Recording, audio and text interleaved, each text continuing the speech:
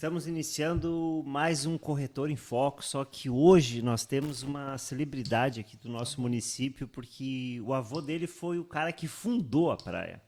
Foi, para a época, não tem como mensurar os anos-luz que ele estava na frente, tanto que ele tem foi a plataforma, foi as áreas verdes, os terrenos com a medida grande, sem muro. Eu queria que tu falasse, primeiro se apresentasse quem é Thiago, depois falasse, porque isso é histórico, né? Não é só papo de corretor ou papo de podcast, não. O que o teu avô fez por Atlântida vai ser lembrado eternamente. Gostaria que tu falasse um pouco disso, porque é uma honra a gente ter você para falar sobre esse assunto com a gente. Perfeito. Antes de mais nada, muito obrigado pelo convite. Uma honra Foi estar difícil trazer, né? aqui. No verão, ele sempre trazendo no verão, é uma dificuldade de conseguir a agenda, mas estamos aí em Atlântida de novo, né? Em tempos de crise. Meu nome é Thiago Casatia Soares, eu sou filho da dona Marise Casatia, e neto do seu Antônio Casatia, né? Meu pai é uma figura folclórica também aqui de Atlântida já, o seu Solon Soares, polêmico, mas empreendedor. E, na verdade, o convite, eu imagino que tenha sido feito em função, né, dessa herança que acabei recebendo aí, de levar nas costas aí a história do balneário de Atlântida, né? É uma história muito rica, completando agora, neste sábado, dia 11 de maio, é a data da fundação de Atlântida, ela é de 1951, 11 de maio de 1951 foi a data de fundação da empresa chamada Atlântida S.A., né? Balneários. E está completando agora 73 anos, neste sábado. Claro, uma pessoa extremamente empreendedora, né? E visionária para a época, né? Nossa! A história, vou voltar um pouquinho para contar a história do seu Antônio. O seu Antônio era um italiano, caixeiro viajante. Em 1930, mais ou menos, se estabeleceu na Rua da Praia, em Porto Alegre, com uma loja chamada Casatia, de venda de roupa, na esquina com Otávio Rocha, onde hoje é a Renner. E em 1939, no início da guerra, o seu A.J. Renner, que era o grande industrial do Rio Grande do Sul, proprietário das lojas Renner, fábrica Renner de tintas e um monte de coisa, quis comprar a loja do seu Antônio. E ele disse que não vendia a loja, o ponto, mas que se trocava por ações da empresa Renner. E entrou na empresa, acabou sendo acionista e ficou, então, desde 1939 como diretor. Foi uma pessoa que ombreou, junto ao A.J. Renner, o crescimento da empresa. Tanto que tu vai lá agora no Alagado Instituto Caldeira, ali em Porto Alegre, no memorial da A.J. Renner, quase todas as fotos está meu avô do lado. Eu acho que foi uma surpresa para mim quando eu fui lá, estava lá. E o que aconteceu? Ela era uma pessoa que tinha condições, viveu muito bem, de 39 a 1950 como empresário executivo, né, de uma grande indústria. E no verão de 1951, na verdade, 1951, no verão, veio passar férias. Ele sempre veraneava em Punta del Este. E aquele verão veio veranear em Capão da Canoa. Capão da Canoa, na época, era um balneário que não tinha arruamento nenhum, não tinha rede elétrica, não tinha ruas. Se vinha para cá pela beira da praia, desde Tramandaí, e tinha uns barracões na beira da praia que eram do Hotel Rio Grandense e o Hotel Bassani. Eram os dois espaços que tinham para se ficar. E isso conta no livro aqui de 60 anos, na verdade, numa noite, num final de tarde deste veraneio, ele estava tomando mate com o Bassani, o velho pai do César, né? Tomando mate, perguntou se eles já conheciam Punta del Este, porque lá tinham balneários no Uruguai com rua, calçamento, água, energia elétrica. E, quem sabe eles não traziam essas novidades aqui para o litoral gaúcho, né? E foi então que o velho Bassani desafiou meu avô e disse: gringão, tu que é tão bom, faz tu então. Ele ficou muito incomodado E começou, enquanto estava aqui de férias, a procurar áreas. E acabou encontrando uma área ao lado de Capão da Canoa, era a fazenda dos Muri, vô do Moita, do Moisés. Não sabia. Comprou a fazenda dos Moita, dos Moita, dos Muri, ao lado, os campos de macega, que não serviam para nada. Todo mundo achava que meu avô tinha sido enganado pelo Muri, que comprou só o campo de macega, não comprou da lagoa para trás, comprou da lagoa em direção ao mar.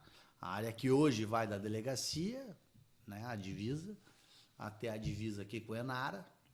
Na verdade, Enara fazia parte de Atlântida no início, onde hoje é a Estrada do Mar, lá e a lagoa, né, a parte depois do Guará lá, até a beira-mar. E saiu daqui com essa missão. Convidou, quando voltou de férias, o seu AJ Renner para participar com ele desse projeto. A AJ disse que não botava um dinheiro e tal, mas não queria entrar de cabeça, né? Então ele pediu que o AJ comprasse as ações da Renner dele de volta e pegou o dinheiro para começar a encampar.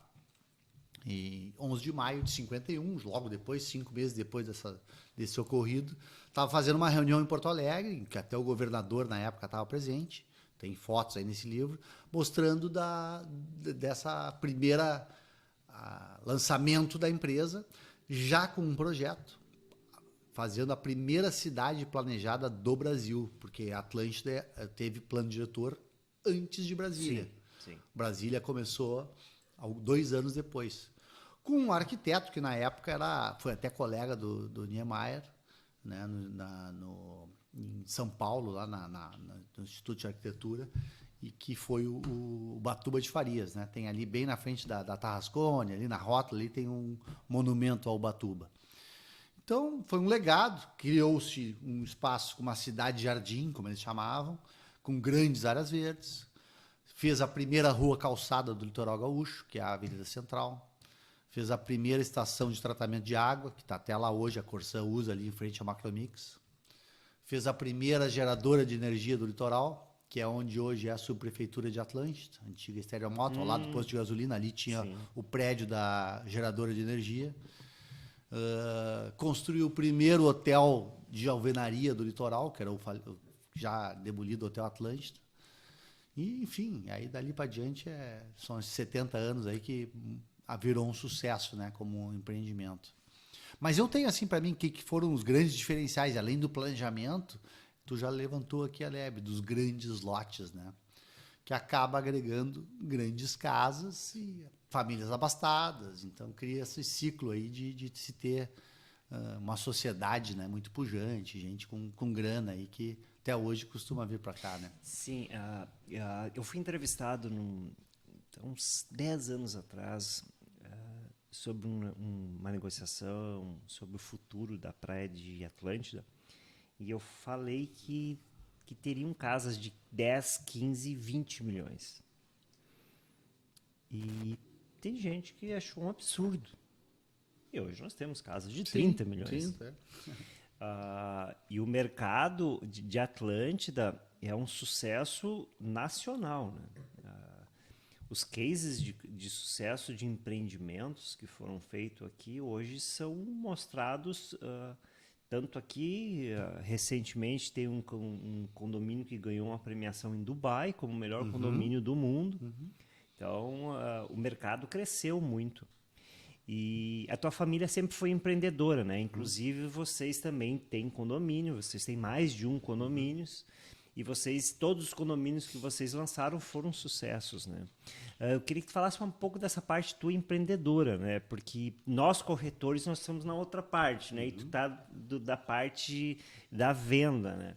E, inclusive, um dos condomínios que mais tem vida hoje, que mais tem famílias e crianças, é o Rossi, que é o empreendimento de vocês. Esse ano eu casei e tive uma reunião com a Gisele,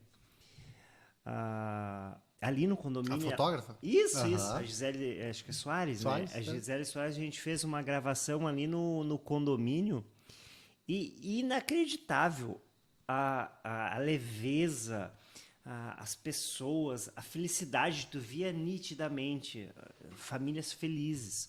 E é uma harmonia diferente, Thiago, porque eu frequento quase todos os condomínios, negocio, e tem condomínios que parece são mansões, né? e são frios. E ali é uma felicidade. Queria que tu falasse um pouco. Como é que a gente chegou no Rossi, né? O Rossi, na verdade, é uma evolução. O primeiro condomínio de Atlântida, até eu vou voltar um pouquinho na história. Tu perguntou sobre a minha visão, meu caminho empreendedor, né? Eu entrei na empresa e comecei a trabalhar com 17 para 18 anos. E foi uma época que a Atlântida estava numa baixa.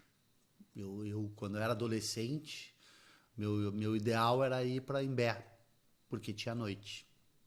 Ou então eu ia para Torres, também tinha uma noite lá e meus amigos estavam lá e eu acabava indo.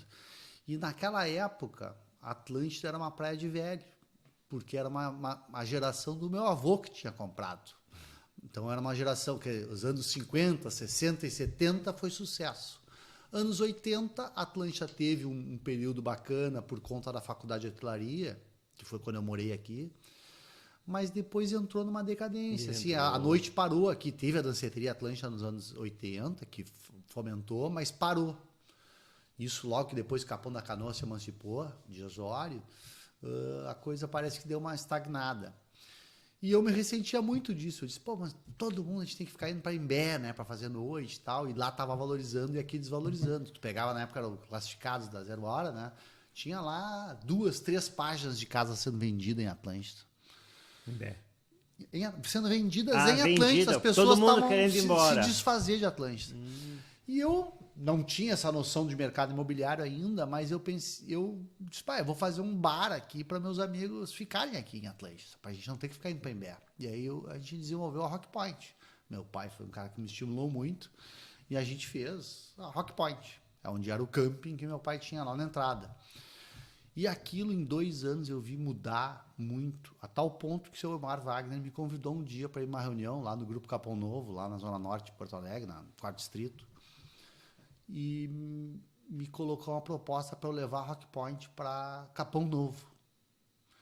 Eu disse, bah, cheguei em casa feliz da vida, né? Disse, pá, o seu Omar Wagner me disse que banca uma Rock Point em Capão Novo. Na época ele tinha comando total, né, do Grupo Capão Novo, tinha um ônibus que vinha todo dia, vinha de Capão Novo para Rock Point, com a gurizada. Os caras iam fazer festa, né? Que era o sentimento que eu tinha quando eu tinha que sair de Atlântida para ir para Imbé. Estava botando o pessoal de Capão Novo para vir para cá. Aí eu cheguei em casa e o pai disse, que malandro que é esse velho, né? Diz assim, quer levar a Rock Point para lá porque tu está fazendo virar o mercado imobiliário. O que aconteceu? 2 anos depois, a Rock Point é de 90. Esse convite dele foi em 92. Em 94, ele comprou a área para fazer o Lagos Park, do lado da Rock Point.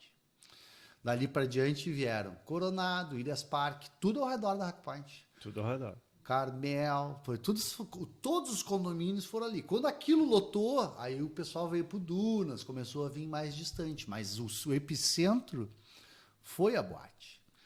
Claro, não só a Rock Point, depois teve Ibiza, que foi um outro sucesso com a família Rigoto, né? Sim, mas dali foi o epicentro. E aí eu me dei conta que o que estava realmente fazendo aquele movimento era a casa noturna. É à noite. É à noite. É à noite.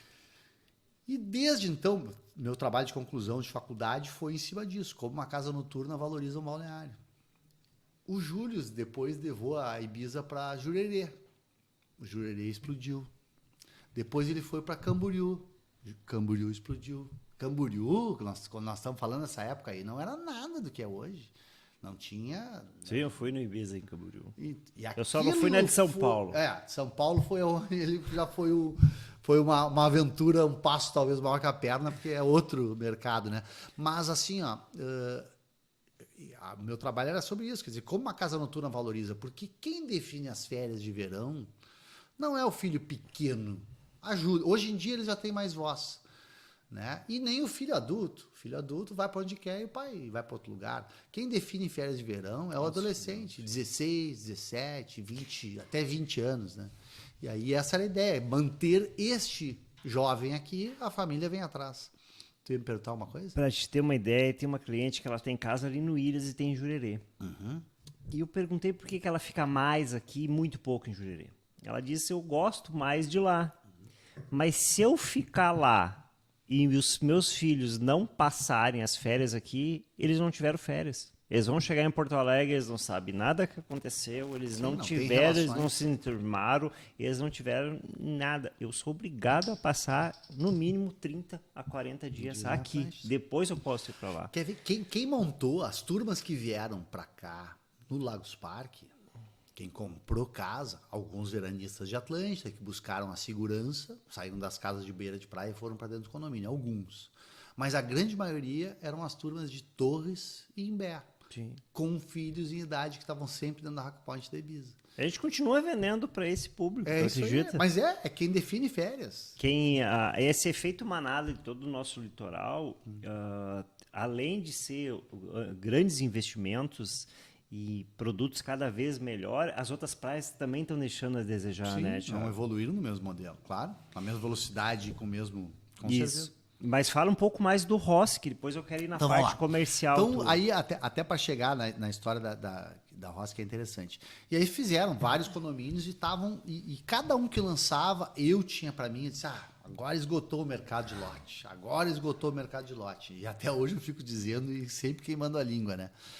Mas depois de a gente ter feito Carmel, quando chegou no idos de 2007 para 2008, o meu pai disse assim, Tiago, eu quero agora, em vez de ficar permutando lote que a gente tem que vender, o pai é muito patrimonialista, assim, né?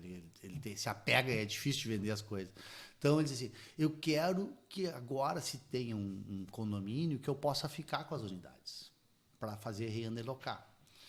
Bom, aí fazer um condomínio de 500, era 17 hectares ali, com quase 18, caberiam 500 casas, né? No coração de Não, Atlântida. tem que ter bala na agulha para tu construir 500 casas, né? Hoje, desde então, o único cara que seguiu esse caminho foi o Fischl, aí a gente viu que não é fácil, né? Não é fácil. Não chegou no final do outro lado, né? E aí, então, eu comecei a pesquisar a respeito disso. Contratei 2 empresas de pesquisa na época para entender o que mobilizava o gaúcho a comprar casa no litoral, né? E eu já sabia, mas a resposta foi o seguinte, ele é um movimento social. Ele é um movimento, o gaúcho não vem para a praia para aproveitar o mar, para estar em contato com a natureza, para curtir férias, para ter descanso, nada disso. O gaúcho vem para ver os amigos e ser visto. Então ele é um movimento social, 98% das pessoas responderam, venho para encontrar os meus amigos. Então, a ideia de os condomínios hoje se vende para as turmas, né? Tu vende para um, quando tu vê um monte de amigo daquele cidadão, e assim vão indo. A turma de Novo Hamburgo, a turma de Canoas. Cada condomínio tem o seu grupo. Tem, né? O seu grupo, tem. E é isso, as pessoas acabam comprando aqui para conviverem juntos, terem momentos juntos, né? E aí, quando eu estava com o projeto pronto, urbanismo já todo licenciado, tinha que achar um parceiro grande para fazer, né? E na época, as grandes incorporadoras, algumas ainda estão rígidas aí, como a Cirela e tal, aqui realmente estava botando banca aqui no Rio Grande do Sul, era a Roche, com aquele projeto deles ali no Central Park. Compraram uma área gigante ali, estavam lançando... É lindo. Lindos, projetos audaciosos, mais modernos, né? E então, vamos levar para os paulistas da Roche. Começamos convidando um grupo local que fazia o escritório daqui, o Gustavo Kosnitzer, tal, Fernando Pegoraro. Eles já conheciam, já sabiam a essência. Tá, vamos começar a trazer os paulistas, né? Aí a gente trouxe um primeiro grupo de paulistas, que era diretor comercial, diretor financeiro, e o projeto era sempre o mesmo. Chegavam no aeroporto, botavam numa van, vinha circular nos condomínios de Atlântida, os caras enlouqueciam. Não tem isso em lugar nenhum. Não tem. Não tem. Tem lá em Ribeira de São Lourenço, agora, perto de São Paulo ali, que por sinal, a avenida principal se chama Atlântida. E eu fui atrás para descobrir por quê. Desculpa parênteses aqui, mas eu fui atrás para descobrir por que era Atlântida. Porque eles tinham pesquisado os balneários do Brasil e um dos que tinha dado mais certo era Atlântida. Por isso que a avenida principal de Ribeira de São Lourenço é Atlântida. Bueno, e aí comecei a trazer os paulistas, né? E a Roce tinha, na época, um corte que eles não atuavam em cidades de menos de 200 mil habitantes. Nós tínhamos, na época, aqui 5, 6 mil. Nossa. Mas é bem pequeno. Bem pequena. Pô, Xangri-Lá ali, antes do censo de 2010, era o censo de 2000 e tinha 6 mil habitantes no censo. E, cara, aí quando eu fui a São Paulo, fui defender no comitê, tinha um comitê e estava o seu João Rossi, né? Fui defender o empreendimento e disse assim, só um pouquinho, Gaúcho. Tu quer que eu faça um empreendimento com 500 casas numa cidade que tem 6 mil pessoas? Mas da onde? Eu convidei ele para vir. Veio, conheceu e se convenceu, né? Mas eu disse, não, é porque é um movimento que a gente não vende para o pessoal do município de Xangri-Lá. A gente vende para o estado inteiro. E estamos vendendo para fora. Com certeza. Fora, a gente negociou imóveis para Mato Grosso. Eu fechei um negócio hoje em São Paulo. Segunda estou indo a São Paulo de novo. Esse é o novo movimento que eu estou... É o novo movimento. Eu já estou ligado nesse movimento de pessoas além fronteiras gaúchas, né?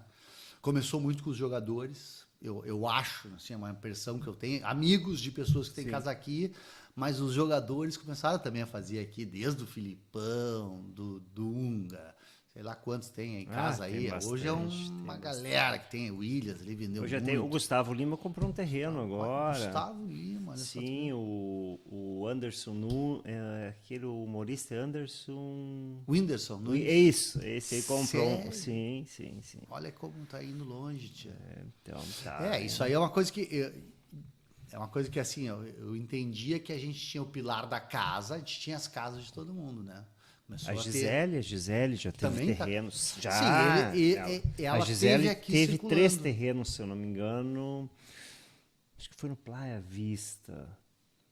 O pessoal está investindo. É que eles são mais acanhados. Sim, não gostam muito de aparecer. É difícil aparecer para eles, não é tão fácil. Mas nós temos vários artistas da Globo que tem casas aqui, né? Que são de Me novelas. lembro anos né? atrás que eu aluguei uma casa pro Cássio, que era goleiro do Corinthians, né? Os caras vindo passar férias aqui. Claro que ele tem uma ligação com os gaúchos, mas nessas aí, lá pelas tantas, o camisa 5 do Real Madrid hoje, como é que é o nome dele que é da seleção? Que é o centro médio, né?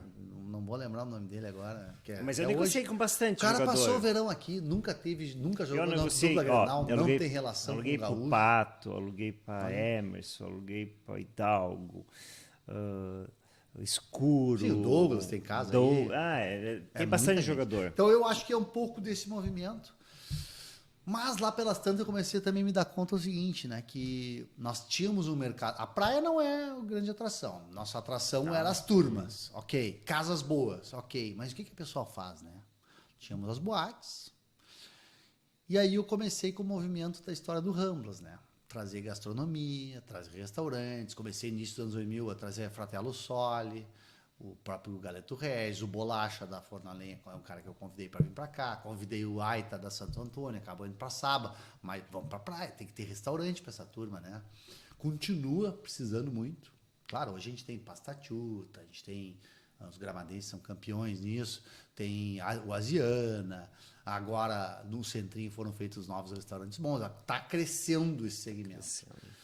Para mim, agora o próximo passo, comércio também, é uma coisa que a gente tem que buscar, porque quem vem de férias, o cara quer sair para jantar, quer se reunir com os amigos um dia em casa, quer sair para fazer compras, quer dizer, tem que ter o trade turístico. Eu acho que isso é uma coisa que a gente ainda precisa, como cidade, para ir muito além disso. Hoje a gente está vendo para algum paulista, na medida que tiver um centro comercial e gastronômico pujante, isso aqui vai multiplicar muitas vezes o que a gente está vendendo. Clubes, né, de alto padrão, nós não temos nenhum. A gente tinha, na época da Ibiza, o Cielo da Ibiza, que é um lugar que o pessoal gostava de ir. Hoje em dia não tem, né? A gente tem as grandes casas noturnas aqui, na Estrada do Mar, ali é Maori. Embaixo era o Inferno. O Inferno e o Cielo, isso é. Ou os do Ramblas ali, que é mais agorizado, o Barum, né? A turma ali, o Deck e tal. Mas os estudos, Thiago, que nós temos mais 20 anos de crescimento. Só pelo que tem aí, olha que loucura. Nós temos 20 anos. Esse ano a gente fez um levantamento, foi lançado 2.600 terrenos, foi vendido mais de 2.000 terrenos esse verão. No nosso litoral, fora as unidades que são... de revenda. Sim. Então, imagina além. como está crescendo, é muito mais além. Então, a Rossi fez essa pesquisa para conseguir mensurar o mercado imobiliário de Atlântia, e, enfim, de Xangri-Lá na época.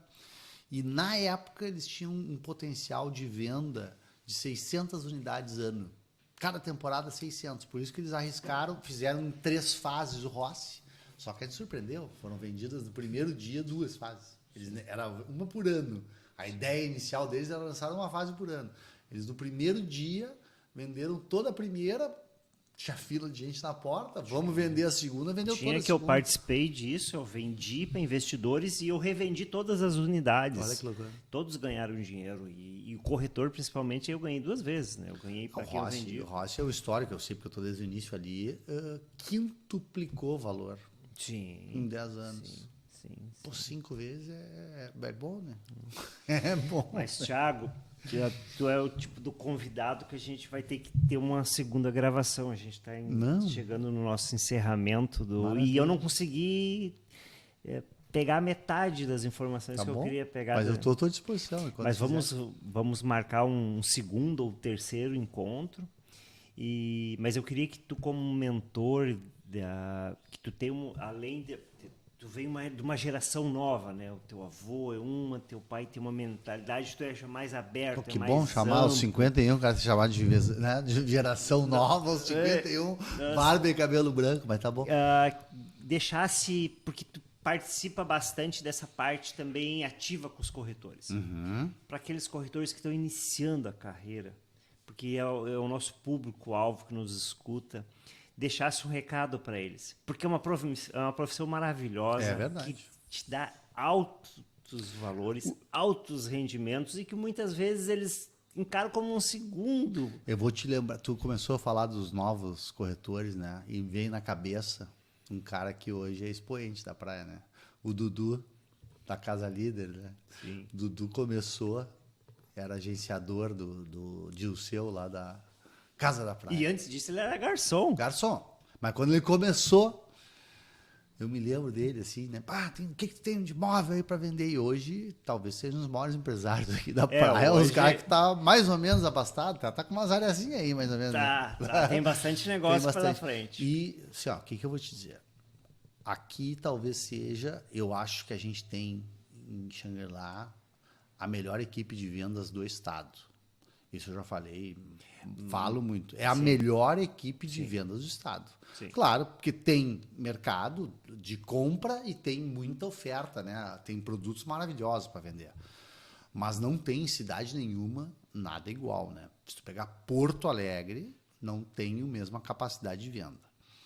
O que eu digo assim? Eu acho que é uma profissão muito próspera e para mim, que sou um cara que eu sempre fui meio individualista, assim, eu sempre fiz por mim, os outros que venham na cola, né? Tô fazendo por mim, eu faço a minha parte, os outros vêm na cola. É uma profissão que se tu te dedica, tu vai te dar bem. Vai acabar levando outros contigo. Eu conheço vários amigos meus que entraram na história de profissão, de ser corretor como uma segunda profissão, e hoje estão donos de imobiliárias, pessoal hoje já carregam nas suas costas dezenas, né?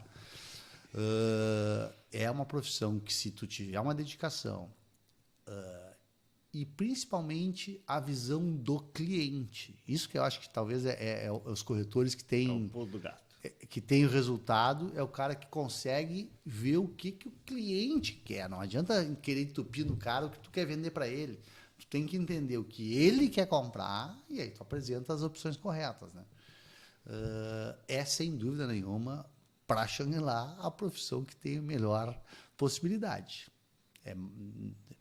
Acho que faltam empresários na cidade. A gente teria que ter mais donos de restaurante, a gente teria que ter mais donos de comércio, mas tenho que dar o braço a torcer. A profissão que acaba tendo mais resultado é a profissão de corretor. Mas é isso aí, então, Thiago. Agradeço a oportunidade. A gente está encerrando aí e a gente vai te chamar novamente para a gente dar continuidade a esse assunto aqui. Nesse nosso longo inverno, assim, de maio até setembro, outubro, com certeza eu estou sempre disponível para ti aqui. Quando começa a chegar novembro, dezembro, é uma correria. E aí o cara tem que se dedicar também à família, ao trabalho. Tranquilo. Valeu. Combinado. Obrigado por quem ficou até o abraço. final aí. Um abraço para todo mundo. Obrigado.